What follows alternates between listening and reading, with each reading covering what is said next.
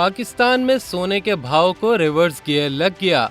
सोने की फी तोला कीमत में नुमाया कमी रिकॉर्ड की गई। पाकिस्तान में सोने की कीमत में गुज़िश्ता रोज इजाफे के बाद आज मामूली कमी रिकॉर्ड की गई है। Pakistan James and jewellers association के मुताबिक सोने की फी तोला कीमत 1500 रुपए कम होकर 2,41,200 रुपए हो गई है, जबकि 10 ग्राम सोने का भाव 1,286 रुपए कम होकर 2,06,790 रुपए हो गया। आलमी बाजार में सोने का भाव $17 कमी के बाद $2,335 फी औंस हो गया है।